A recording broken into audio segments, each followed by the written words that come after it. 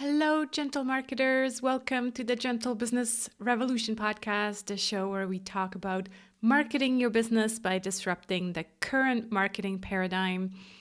At least that's what we usually talk about. I'm Sarah Santacroce, your host here, and I decided to record an extra, I don't want to call it bonus, but it's an extra episode this weekend due to the current circumstances that we're all kind of living through at the moment. As some of you know, I am based in Switzerland, so right in the middle of all of it as I record this on March 13th, Friday. We're actually just waiting for an announcement from the government, and we really expect that they will close all the schools over here as well and ask everybody to, as much as possible, to work from home, just like what happened in Italy. So yeah, it is serious, and this is not an episode about the epidemic itself. I hope you got the right kind of information sources for that. But I wanted to come on here and talk about three things. First of all, really be transparent about how I'm personally dealing with it, because I just thought I'd share how it feels for me and how I'm living through it right now. Second of all, I want to give you some ideas on how to stay grounded in these uncertain times. And finally, I thought I'd invite you for a collective brainstorming on resilience next Tuesday, so this coming Tuesday, March 17th at 10 a.m. Eastern Time. So I'll tell you more about that. So just about a week ago, I was still being quite cynical about the whole thing. I'm not too proud of it, but that's the reality. I thought, well, people are exaggerating a bit. It's just a flu. We'll get through it. And, just thinking that people are overreacting and panicking. And just a week later, though, I do think this is very serious, and I do worry, not so much about my personal health, but about everyone. Obviously mostly elderly and people with already existing diseases and other things. But also on the global impact this thing will have on health, on the economy, on us entrepreneurs, on systems that already weren't functioning before. I'm thinking specifically of the US health system, for example. So yeah, it is worrisome, and I know that this has to be taken seriously, and I really urge you to do the same. Not panic, but really just take it very seriously and act smart about it and not heroic. So that's what I encourage you to do. Now, luckily, if you're listening to this show, there's a good chance that you're already working from home. So, yay, that's a huge benefit for us. We're used to, connecting via Zoom and Skype and all of these things, and we get to continue to do our work. And yes, there will be some loss in income due to client cancellations, workshop cancellations, etc. But there's also opportunities to come up with creative solutions. So more about that in a minute. So how do you stay grounded and centered in these difficult times? Well, I have to admit that this week I barely got anything done. No writing for my book, no new projects, just kind of, the client work that was already there. And I did give a big workshop at IMD, the management school, and it was quite creepy, actually. They measured my temperature as I walked in, and so the ambience was a bit weird. I just also didn't have the mental energy for any of the creative work I usually do. But what I did do is I nurtured relationships and talked to people, and that is sometimes just as important, right? And yeah, the other thing I did is I added about 20 centimeters to my shawl that I'm knitting. So I made some progress there at least. So yeah, if that's how you're feeling right now, I would say give yourself permission to just surrender and just be and feel the pain, and say, wow, this is really difficult, and not, try to punish yourself even more for not doing. Even though I'm saying that to you, but that's kind of still what I was doing. I'm like, why am I not writing? I was supposed to be writing, but it can't work if that's how we're feeling. So I encourage you to just be, and yeah, reach out to some friends or colleagues and just take the time to nurture these relationships right now, because that's probably what you need more. Of course, meditation also always helps me enormously, even though this week was particularly challenging and I did get distracted. Every now and then this Corona thing popped back into my head. But I think it does help to just take, even if it's just 5 minutes or 10 minutes. I usually try to sit for 20 minutes just to, get your thoughts off from that into your own body and focus on your energy or whatever you do during meditation. I use a free app called Insight Timer, which I recommend. And I also have a paid app that's called Breathe.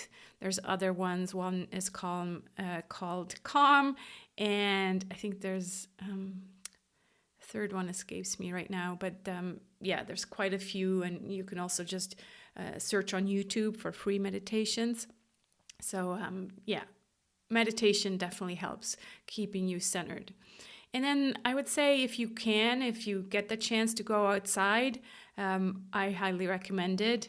Nature is, always there for us, and I really try to go out at least let's say 5 times per week, but I don't even always do that. If it's just raining nonstop, then obviously I feel less encouraged to do that. But I usually go for about an hour. Instead of listening to business podcasts, what I usually do this week, I just focused on things that made me feel good, like Tara Brach, for example. I really like her podcast, and she always brings in so much funny storytelling moments. So highly recommend Tara Brach. Also can't wait for Brene Brown's podcast, Unlocking Us. That's supposed to be starting in March. I don't think I've seen her share anything yet, so hopefully very soon. I also heard Deepak Chopra say on an Instagram stream to say to ourselves, joyful, energetic body. Now, I'm not into affirmations.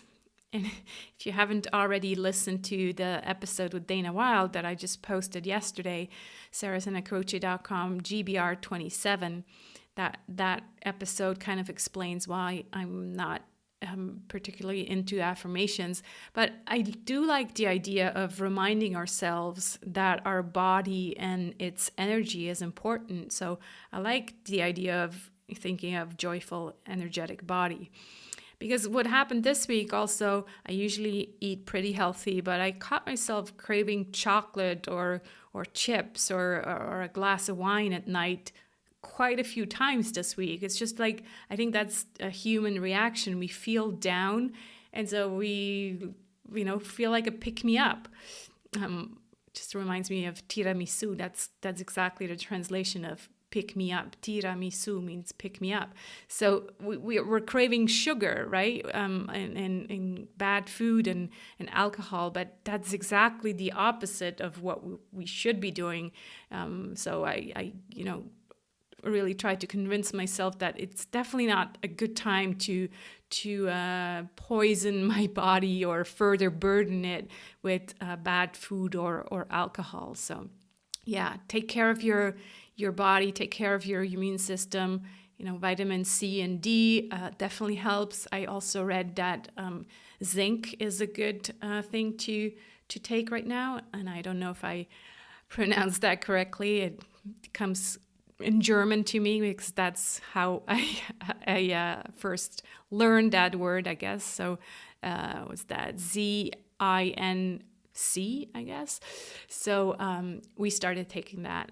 In other words, we just need to take care of our minds and our bodies, right? In order to be resilient. Now, this week I skipped it. Like I said, I was just really a bit out of it, but I plan to start this routine again also next week, the daily gratitude journal at night that I usually do every night. I write down 3 things I'm grateful for. And then I also really like John Jant's new book, The Self-Reliant Entrepreneur, 366 Daily Meditations to Feed Your Soul and Grow Your Business.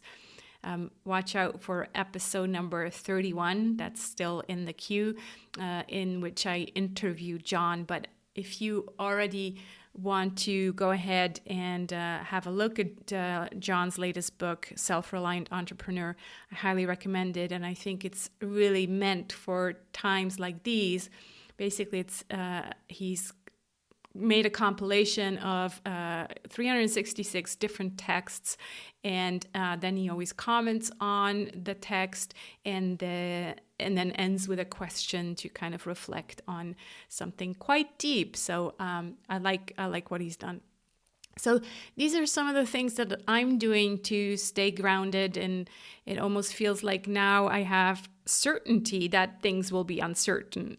It's like, okay, we know now that most likely starting Monday, everybody will be at home. My kids will be at home. My husband most likely will be asked to work from home. So it's certain in uncertain times, and I can just deal with it. Kind of like when you're sick and you don't know what kind of disease it is, and it's just horrible because you don't know what it is, and you're scared, and it's worrisome because of the uncertainty. And then you find out what it is, so you get the diagnosis, and it's bad news, but at least you know, and you can now deal with it. So you're just entering into survival mode and doing mode, and this is how we're going to deal with this. And that's kind of how I feel now. We're like, okay, this is the situation. I can accept that this is just what it's going to be right now.